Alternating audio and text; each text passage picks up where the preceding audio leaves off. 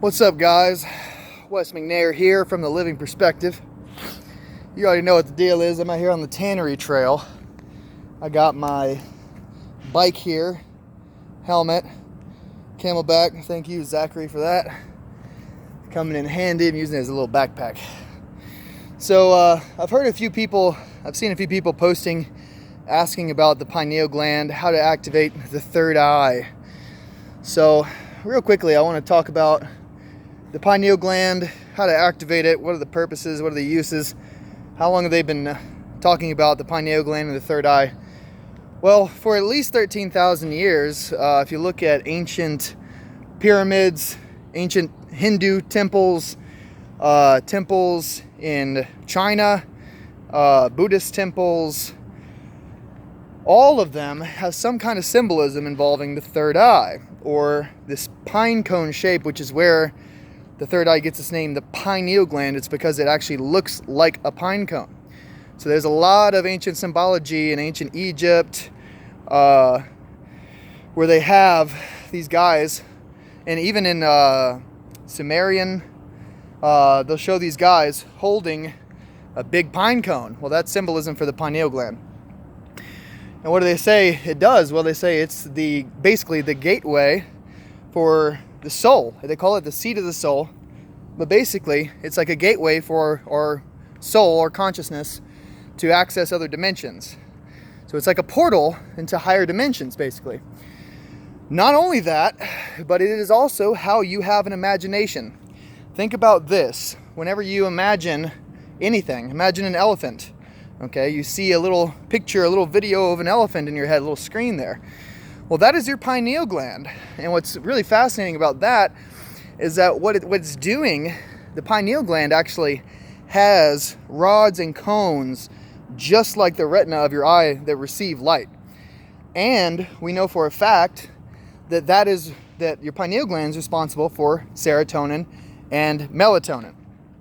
Okay, so whenever you're receiving light in through your two eyes, gets back to the pineal gland, releases serotonin. The same is for the opposite for melatonin. When you're in a dark place, pineal gland starts producing melatonin, which, by the way, melatonin is just amazing for you. It's got age-reversing properties. It's a super antioxidant. Melatonin and serotonin are both immune system positive influence there. So what happens is when you're imagining something, what you're doing is with the pineal gland, you're actually seeing thought. Because our thoughts produce frequencies, everything exists in the quantum world already as a thought. So when you're thinking, you're actually using your brain as like a tuning fork or like a television, changing the channel. And what you do is you change your vibration, you change the thought frequency. It allows you to access other information. So pineal gland is also probably the number one reason we have psychic abilities. Telepathy, intuition, remote viewing, astral projection, all of that stuff is thanks to our pineal gland, the little third eye, which, by the way, is in the geometric center of the brain. Excuse me, if you look up the Eye of Horus, the symbol, the Eye of Horus, is actually a diagram of the hypothalamus, the pituitary, and the pineal gland, which all work together to, by the way, govern basically every bodily function that you have.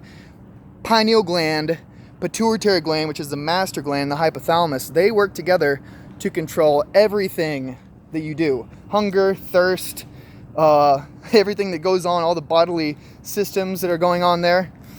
And so the hypothalamus is known as like the brain of the brain. It's like the control center of the brain. So working with the pineal gland, it's very, very important. So another thing very important to understand is that unless you have taken the procedures necessary to cleanse your pineal gland, especially if you live in the United States that consumes 75% of the sodium fluoride of the entire world, which, by the way, other countries have banned fluoride from their water. Hitler used to put fluoride in the water he gave to his slaves to keep them submissive and docile. And it does a lot more than just that. It causes skeletal fluorosis. It causes appetite buildup on your teeth if you consume too much. This is why your dentist tells you not to swallow toothpaste, because of the fluoride that can make you sick. It's also a chemical in some rat poisonings. So what does it do to your pineal gland? Well, it creates a thick calcium layer around the pineal gland. I have seen this on CAT scans. You can look up actual pictures of pineal glands that have been taken out of people's brains after they passed away, and they find that they are calcified pineal glands. They're covered in a thick layer of calcium, and it actually shows up as like a bone on an x-ray or a CAT scan. So what does that do? Well, let's look at other countries for a sec. So if you take a CAT scan or a biopsy of 13-year-old in the United States, they've got a pineal gland about the size of a pea or a raisin, and it's covered in a thick layer of calcium. Whereas if you go to India or some indigenous country, you take a biopsy of the kids there, and their pineal gland is this big around. It's the size of an actual eyeball. And so imagine and this is how some of these kids in other countries have such amazing psychic abilities. I remember watching a video of a girl who used to be able to, she could put a blindfold on her head and she could tell you anything. I mean, it's amazing. Look up psychic, Indian children with psychic abilities. It's quite profound how powerful these kids are psychically. And it's because their pineal gland is developed. It is big, plump, ripe, juicy, and developed. And so let's go back to America. So when we try to envision something, right, it's not like a clear, vivid 4K TV screen, is it? It's more like a kind of staticky old TV set, right? Like the channel's not coming in quite right. The signal's messed up. That's because your pineal gland's like the receiver. If your receiver is covered in calcium, it's not going to receive very well, is it? So what do you do about that? Well, there are a lot of different herbs, a lot of different supplements you can take to cleanse the pineal gland. My favorite, the practice that I did to cleanse my pineal gland right before I started having vivid lucid dreams, right before I started developing my own telepathy tests and proving that it actually works, what I did was I started drinking apple cider vinegar in my water. Super important. Small amounts of iodine also, very good. But it's not just in our drinking water. Unfortunately, it's in our shower water and our bath water too. So I was kind of extreme about this for a while. If you can do this, I would recommend it, but it's kind of extreme. But basically, I would take baths in Himalayan salt, apple cider vinegar, and coconut oil, which are all very good for your body, for your skin, for everything. And after a few weeks of taking baths in apple cider vinegar, drinking it in literally every glass of water that I had, doing meditation practices to cleanse the pineal gland. Also, apparently yoga is good for that. Exercise is definitely good for it. One of the interesting facts about the pineal gland is that, unlike the brain, which receives literally zero blood to your brain, there's no blood in your brain. It's vitreous fluid. So, but the pineal gland is actually in the center of your brain, but it's separate from that blood-brain barrier that separates the blood from the vitreous fluid in your brain. I think it's called vitreous fluid. So anyways, the pineal gland receives the second most amount of blood of the entire body out of all the organs except for the kidneys. Now, we're not including the heart there, but besides the kidneys, the pineal gland, this tiny little thing in your head, receives the second most amount of blood of all the other organs in the body. And we could get more into this. If you look at Hindu beliefs on the pineal gland and Buddhist beliefs, they have Qigong breathing techniques that involve, or actually, I'm sorry, we're talking about Egyptians and their pranayama. If we look at Egyptians, they had 5 different kinds of prana that they believed you could breathe in. And what's interesting is the pineal gland apparently has 5 little holes that it receives blood through, and they're like valves that can open and close apparently. And so the belief is, in some of these ancient cultures, is that the pineal gland actually can receive 5 different kinds of prana, and it depends on what kind of conscious intent that you put into the breathing that determines the kind of prana that you're going to breathe in. Okay, we could go deeper into it, but I'm just going to leave it at there. At that, if you want to do more research into pranayama breathing, that's very, very interesting. Heard a lot of great benefits from that. So, pineal gland, seat of the soul, it's covered in calcium. You got to decalcify it. What do you do after you decalcify it? Once you get, and by the way, alcohol, acidic foods, bad for the pineal gland. They will not help you decalcify. What you got to do is you got to switch to alkaline water, and you got to switch to alkaline foods. The more vegetables, fruit and vegetables that you're eating, more alkaline water that you're drinking, the better it's going to be for your whole body and the pineal gland. And so, what happened to me after I spent a couple weeks developing my pineal gland? Well, one night I decided to, here's some people on the trail. One night I decided to sit down and do a meditation for lucid dreaming. And what happened was, I did have a lucid dream that night. It was the first one I've ever had. And it actually wasn't the first night that I had a lucid dream. The first night what happened was, I had a dream that I was using telekinesis. And I was very excited about it, so I started like lifting up a Coke can off the table or something. Didn't even know I could do it, and then I did it in the dream, and I started freaking out, got all excited. And then I went around and started telling everyone, all my friends and everyone who was around me, oh look, I can do telekinesis. Well, the next night had the same dream. And the night after that, the same dream, basically. All kind of different areas, but the same scenario where I learned telekinesis, and I go around trying to show everyone, hey, look what I can do.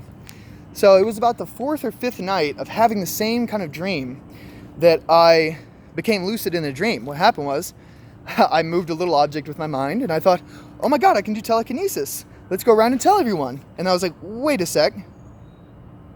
This has happened before. And so that's when I realized I was dreaming.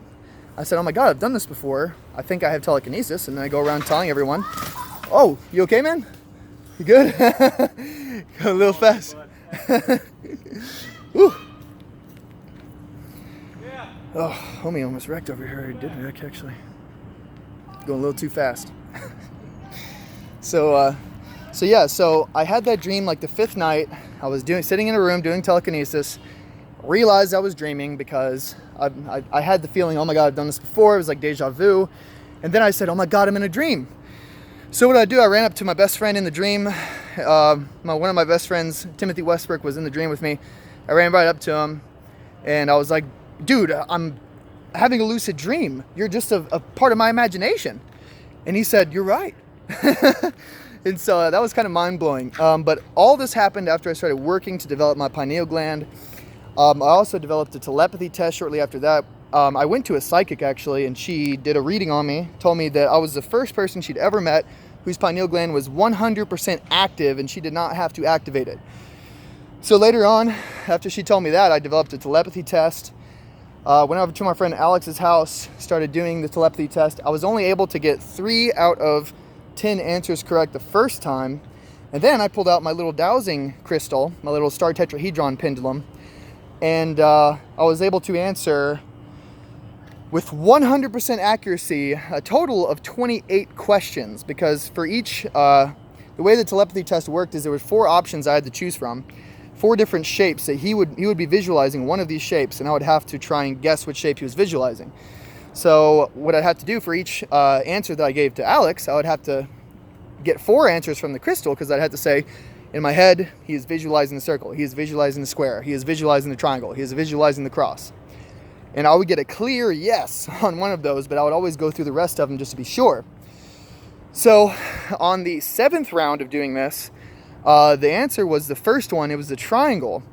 So I got a clear yes on the first one. I decided to go through the rest of them just to be sure. And when I was doing the last one, when I was saying he is visualizing the plus sign, I was getting a no. And my friend Alex says, may have been one of the earlier ones. And I said, I know, it was the triangle. It was the very first one. I got a clear yes. I was just going through the rest to be sure. So that blew his mind. That's why we stopped, actually. We stopped at number 7 because he was so mind blown. He literally slid back in his chair, set the envelopes down, put his hands on his head, and said, dude, what the heck just happened? Well, it was psychic abilities, and I'm not giving all the credit to me. technically dowsing is a divination technique, so I'm getting the information from other other realms, other beings. I don't really, you're not really sure when you're dowsing. You have to be very, very careful when you're doing any kind of divination, Ouija boards, dowsing. You have to state your intention before you do it, which is what I did. I said my intention, the intention for this study is only for experience and knowledge purposes. There is no kind of egotistical or self-serving intent behind it whatsoever. As long as you state that, you should be good to go. That is like a little protection prayer. And anybody who studies spirituality will tell you, if you're doing any kind of spiritual work, it doesn't matter what it is. Even if you're just healing someone, you want to have protection, because once you make yourself available to the angelic beings, you also make yourself available and noticed by the demonic beings. So you don't want to do that if at all possible. It's a beautiful day, guys. I just gave you the rundown on the pineal gland. I probably missed some things, but if you have any questions, please drop them. I'll be happy to answer them. I was going to do this as a live feed, which I'm normally what I do, but today I decided to go ahead and record it just in case I had some issues or anything like that out here on the bike trail. So much love, guys. Thank you very much. Activate the pineal gland. You can go to Google, look up how to decalcify the pineal gland. You're going to get a lot of stuff that pops up, a lot of good herbs, teas, supplements, all that kind of stuff. Meditation, yoga is key. Once you do it, you're going to experience a whole new world of possibilities. You'll realize, again, these supplements and these meditation techniques aren't just good for the pineal gland. They're good for the whole body, mind, and soul. So it can't hurt to do it. And once you do, you'll realize that there's a whole nother way of experiencing life. Once you've activated the pineal gland, you start to feel intuition a lot more strongly. You start having mystical experiences, lucid dreams, that kind of thing. Telepathy becomes much more of a daily kind of experience. I can't just mentally talk to someone if I want to, but little things happen, little telepathy moments happen. So I'm sure everyone's experienced that kind of thing before. But those kind of experiences, you'll start having a lot more of those kind of experiences once you activate the pineal gland. So again, guys, much love. Thanks for watching. Hope you enjoyed. Hope it was informative. Feel free to research anything I just talked about. Go back and look at the ancient texts. Go back and, look at some CAT scans of some calcified pineal glands if you need to. Go look at the ancient temples that they built literally in the shape of pine cones, just because they loved the pineal gland so much. And they cared about their pineal glands so much that they literally built entire temples in the shape with symbolism all over them just about the pineal gland. So it's pretty fascinating. I hope you guys enjoyed. Again, much love. Peace out. Namaste.